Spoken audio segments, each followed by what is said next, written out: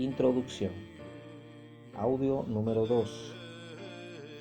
Las joyas de la corona. Sin lugar a dudas, los 10 mandamientos constituyen el documento religioso más famoso del mundo. Su nombre original, Aseret Adibrot, significa en realidad las 10 aserciones, o acaso los 10 artículos en el sentido jurídico del término. Su estructura en 10 módulos podría hacernos creer que solo 10 de las misbot, preceptos de la Torá, hayan expresión en él, y sin embargo enseñan los primeros comentaristas de la Torá que el texto de los 10 mandamientos alude a las 613 misbot en totalidad. El indicio más directo y bello de esto lo hallan en el propio texto hebreo original de los Aseret Adibrot, tal como aparecen en Éxodo 22 hasta el 20:13, que contienen 620 letras, o sea, 613 más 7. De acuerdo con algunas autoridades rabínicas, estos 7 preceptos complementarios son las 7 leyes de los Benei Noah, que fueron entregadas a las primeras generaciones de la humanidad, comenzando con Adán. 620 es el valor numérico de la palabra Keter, corona, en hebreo.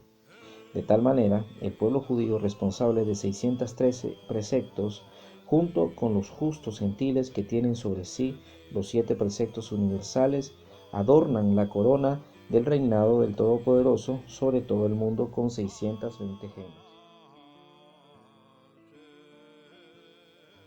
Instrucciones universales de Hashem. La porción de la Torá más evidentemente asociada con los justos gentiles es Noah. Comienza describiendo su carácter de patriarca. Noé fue justo y empeñoso entre las gentes de su tiempo y anduvo con Elohim.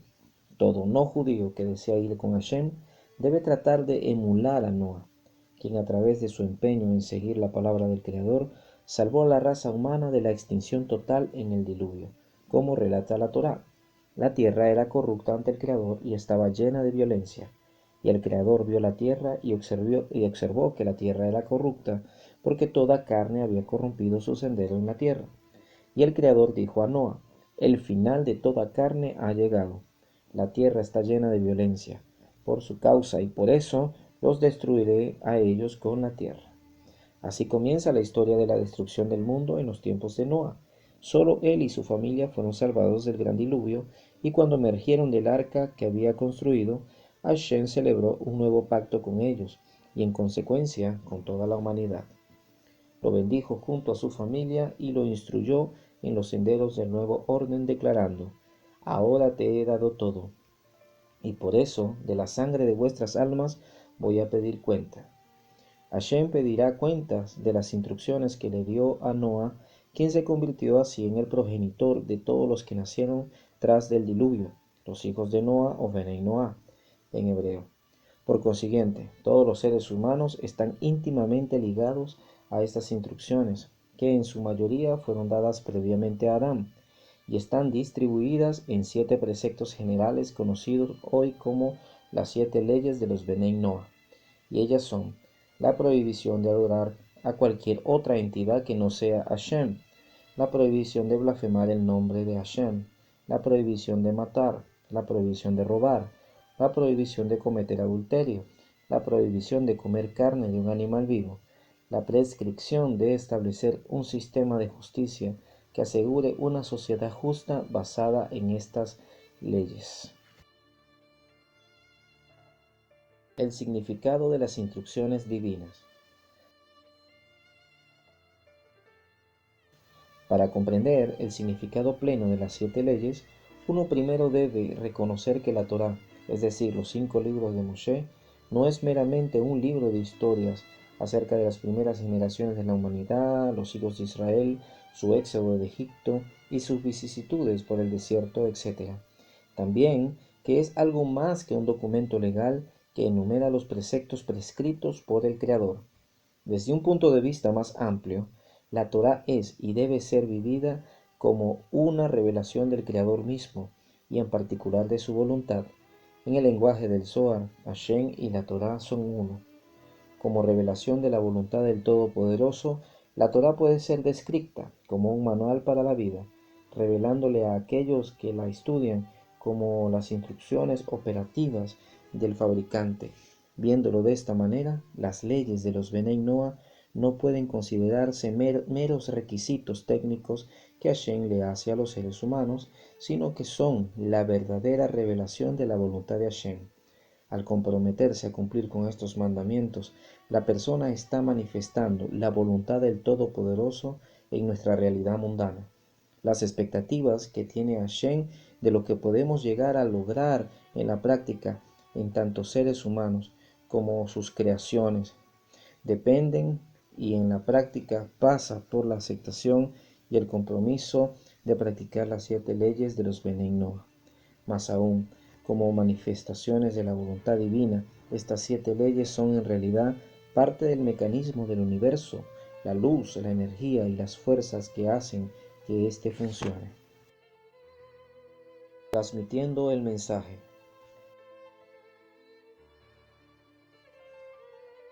Posterior a su pacto con Noah, Hashem realizó otro con Abraham, otro con su hijo Isaac y otro con su nieto Jacob, a quien Hashem confirió el nombre de Israel.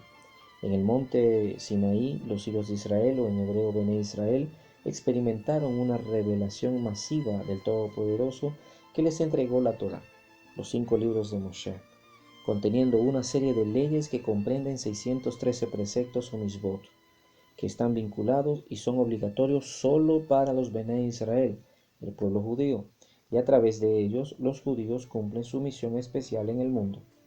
La Torá abunda en versículos, estableciendo claramente que el pueblo judío fue elegido por Hashem para cumplir un rol especial. Uno de los más claros es: ahora, por lo tanto, si has de obedecer mi voz y observar mi pacto, serás mi tesoro entre todos los pueblos, porque toda la tierra es mía y ustedes serán para mí un reino de sacerdotes y una nación sagrada.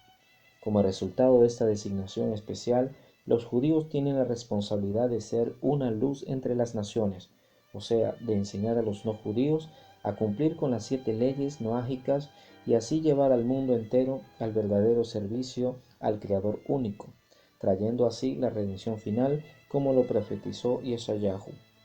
Y en los días por venir, el monte de la casa de Hashem se erguirá firme por sobre todas las montañas y se encumbrará sobre las colinas. Y todas las naciones fluirán hacia él, y los muchos pueblos irán y dirán: vamos, subamos al monte de Hashem, a la morada del Elohim de Jacob, para que nos instruya en sus sendas, y podamos transitar sus caminos, porque de Sión saldrá la Torá y la palabra de Hashem de Jerusalén. Quien se interesa por las leyes de los Benei Noah y por el servicio divino para los no judíos, seguramente estará familiarizado con todo esto. Los aspectos introductorios y técnicos de los 7 mandamientos universales han sido tratados en el pasado en otros libros, algunos de los cuales fueron escritos por autoridades judías de la Torá. Revelación del misticismo de las leyes de los Benei Noah. En este libro intentamos introducir un aspecto completamente novedoso de las 7 leyes de Noah.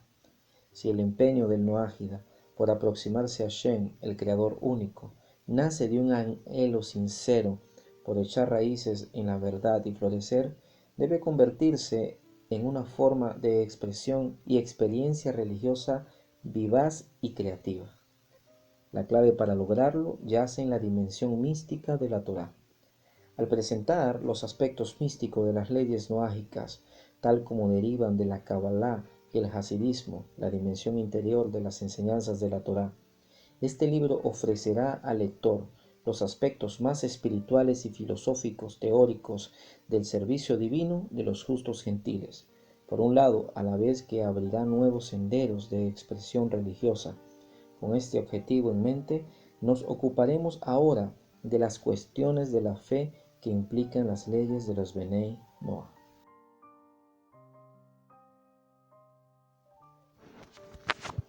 Capítulo 1. Principios de fe. La fe de los Benei Noah. Los escritos judíos tradicionales hacen hincapié en que la fe es el meollo y el motor de la práctica religiosa. y el principio subyacente a todo servicio divino. Como se explica en Kabbalah, la fe es el poder supremo del alma. Yace mucho más allá del alcance de la mente racional.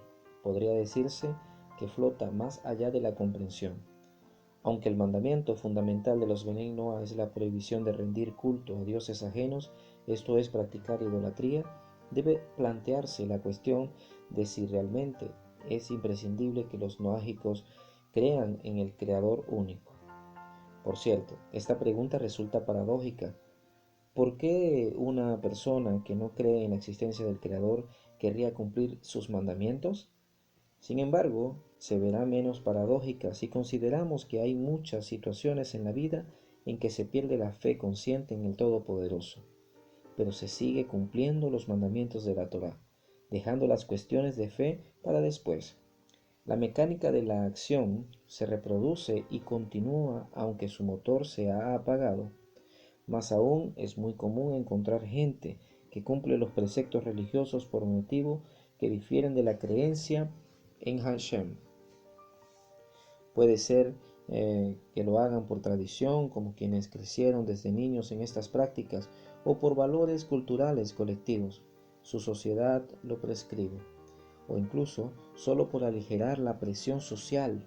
Sus pares no se asociarán a él, todo sin creer que exista realmente el Creador o que Él haya ordenado realizar estos actos.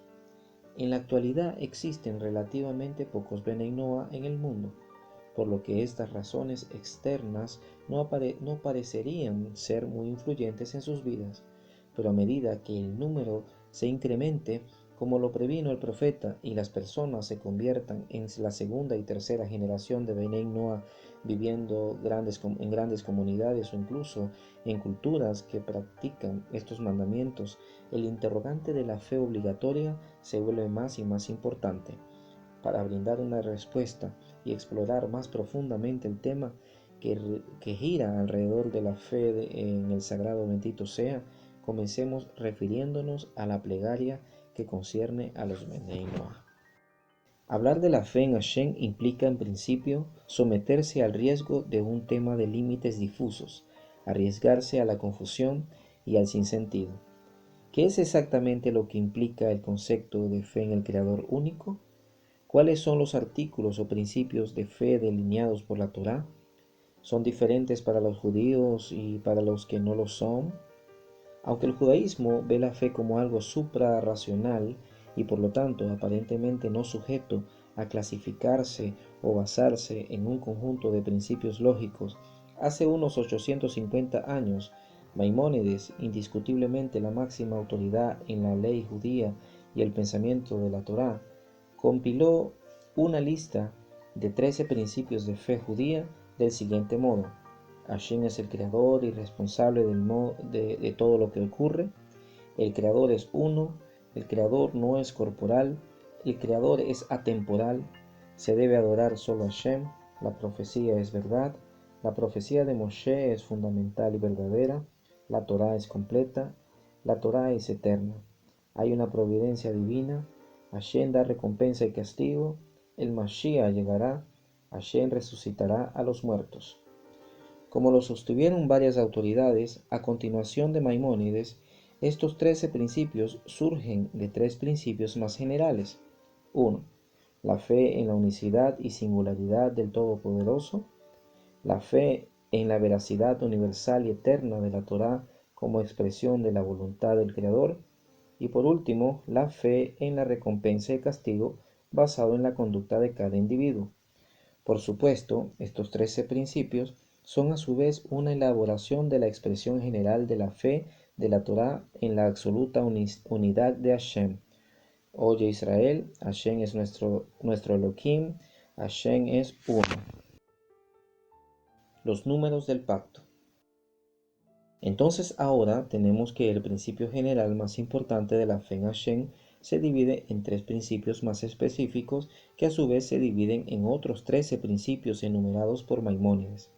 Esta progresión numérica de 1 a 3 a 13 es parte de una serie mística de números que está basada en la tradición oral de la Torá respecto a la palabra pacto, Brit, como aparece en la Torá escrita. Por esta razón, esta serie mística es conocida como la serie de los números del pacto.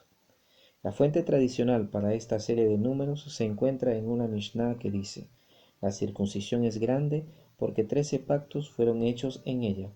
Los comentaristas talmúdicos explican que esto se refiere a que en los versos que describen cómo Hashem ordenó a Abraham realizar la circuncisión, la palabra pacto aparece 13 veces en sus distintas formas gramaticales. Que la circuncisión es descrita en esta Mishnah como grande significa que lo es tanto cuantitativa como cualitativamente, y que está siendo comparada con algo más. Así pues, la Mishnah está destacando, como lo explican los comentaristas, que la palabra pacto aparece en estos versículos más veces que cuando la Torá relata otros pactos. Específicamente está comparando estas 13 veces con las 13 que aparecen en el relato del pacto llevado a cabo entre Hashem y el pueblo judío sobre la Torá, donde la palabra pacto aparece 3 veces. También está comparando las 13 apariciones del pacto o circuncisión con la única vez que aparece cuando Hashem promete la tierra de Canaán a Abraham, donde la palabra pacto es mencionada solo una vez. Ahora se ve claramente la procedencia de estos tres números, 1, 3, 13 en esta serie. Pero como se mencionó antes de celebrar los pactos con Abraham sobre la tierra de Canaán y la circuncisión, y con el pueblo judío sobre la Torá, el Todopoderoso realizó un pacto con Noa, prometiendo que no volvería a destruir el mundo con un diluvio. En los versos de la Torá que describen este convenio, la palabra pacto, en sus varias formas gramaticales, aparece 7 veces, completando así nuestra serie, 1, 3, 7 y 13.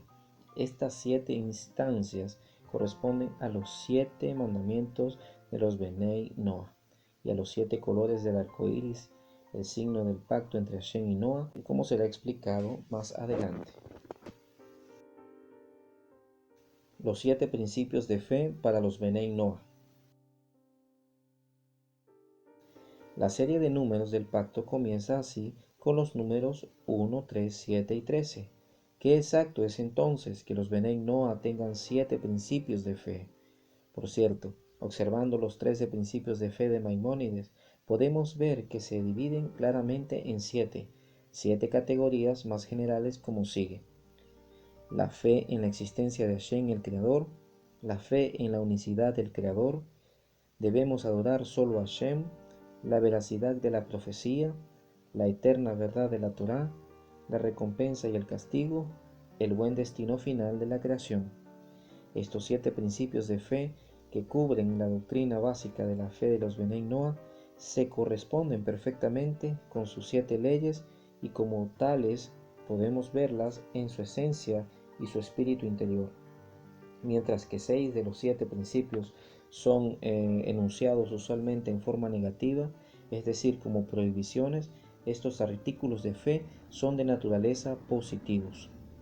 De esta manera, enseñar cada mandamiento con su correspondiente principio brinda una visión más balanceada de la fe noáhida y su cumplimiento. La fe en la existencia de Hashem, el Creador, da claramente una expresión positiva a la prohibición contra la blasfemia. La creencia en la unicidad de Hashem es obviamente la expresión positiva de la prohibición de la idolatría, mientras que el segundo principio proscribe la posibilidad de adorar a cualquier otro ser como una deidad. El tercero, que el hombre fue creado para adorar solo a Hashem, se ocupa de nuestra obligación de adorar al Todopoderoso. En el Talmud, no reconocer que Hashem es el origen de toda bendición, no agradecerle por las cosas buenas que tenemos en la vida, está asociado con robar a nuestros padres, sabiendo que el Creador es la fuente de todo bien. Nos dirigimos hacia Él y solo a Él en adoración y plegaria. Para adorar hay que comenzar por no robar a Hashem lo que le corresponde por derecho. El conocimiento consciente de que todo lo que tenemos, incluso nuestra misma existencia, deriva de Él. Así, este principio es el aspecto positivo de la prohibición de robar, y como tal implica que los noágicos deben tener un libro de plegarias y bendecir por los alimentos. como discutiremos más adelante en el capítulo número 5. El cuarto principio, acerca de la verdad de la profecía, reconoce que el hombre fue creado a imagen del Creador y por lo tanto es capaz de conectarse con Hashem en profecía. Este principio debe ser visto entonces como la base de la sacralidad de la vida humana y es el aspecto positivo de la prohibición de matar. El Talmud explica que los deseos sexuales son la fuerza más poderosa para disuadir a la persona de seguir la Torá. Son el espíritu de insensatez que nos induce a pasar por alto los dictados de la Torá, como si no fueran importantes en nuestras vidas y no fueran a cercenar nuestra conexión consciente con Hashem. Por eso, el quinto principio, profesar la fe en la naturaleza eterna de la Torá, cuyas directivas comprenden las costumbres y estilos de vida, provee la aplicación positiva de la prohibición del adulterio. El sexto principio, la creencia en la recompensa y el castigo de Hashem basado en su profecía sobre nuestras acciones, corresponde al mandato de establecer cortes de justicia y justamente estas cortes son una expresión humana de la providencia y la justicia divina. Aún en nuestros días, la imagen de la paloma de Noa y el arco iris, la señal de su pacto con el Creador, sirven como símbolos universales de la paz y la hermandad de todo lo que todos ansiamos. De acuerdo con Maimónides, el mandamiento que se le agregó a Noa, además de los 6 que previamente se les había ordenado a Adán, es la prohibición de comer un miembro de un animal vivo. Esto nos insinúa que el último artículo de fe en el destino definitivo de bonanza que espera la humanidad es esta estipulación mística o mandamiento de los Benei Noa, que aunque no prohíbe el consumo de animales enteros, sí estipula que no se los trate con crueldad ni se les cause dolor, vislumbrando una posición ecológica positiva de la humanidad que habría de concretarse en un futuro más rectificado. En la Torá, la salvación del hombre está directamente ligada a la de los animales. El hombre y el animal que has de salvar, oh Hashem. La prohibición de comer la carne de un animal vivo alienta así nuestra fe en un futuro bueno y rectificado. Fe y plegaria. Todo varón judío mayor de 13 años está obligado legalmente a rezar 3 veces por día. ¿Esto es también aplicable a los Benei Noa? Como veremos en el capítulo 6, la casa de Hashem se describe en la Torá como una casa de plegaria para todas las naciones, indicando que el Todopoderoso desea que todos los pueblos vengan a orar ante Él. Hay una categoría especial en la ley judía para la devoción al Todopoderoso, no obligatoria, que merece una recompensa. Es llamada el que actúa sin que se le haya ordenado. Entonces, un no judío que toma sobre sí rezar a Hashem merece una recompensa. En un intento de responder a este interrogante desde la perspectiva de la ley judía, el rabino Moshe Feinstein, una de las más grandes autoridades en la ley judía de la generación anterior, escribió una teshuvá, una respuesta alágica, analizando en profundidad la cuestión de la plegaria para el no judío. En su respuesta argumentó que como los primeros individuos que establecieron los ritos de la plegaria fueron Abraham, Isaac y Jacob, cada uno estableció una de las 3 plegarias diarias, entonces los no judíos, que por definición no descienden de estos 3 patriarcas, no tienen la obligación de rezar regularmente cada día. Pero solo porque están libres de hacerlo no significa que no deban o no puedan hacerlo. Por el contrario, un Ben Noa puede perfectamente dirigirse a Hashem en plegaria en cualquier momento, lo que también es cierto, por supuesto, para el judío. En particular, el rabino Feinstein regula que si un no judío está atribulado o con dolor e implora la ayuda del Todopoderoso, su plegaria da expresión a la fe en el Todopoderoso como soberano del universo, como aquel a quien es correcto dirigirse en busca de ayuda en momentos de aflicción y en agradecimiento en los momentos de alegría. Tal fe, aunque no está explícitamente mencionada en las 7 leyes de los Benei Noa, está implícita en ellas, y es por cierto el fundamento sobre el que reposa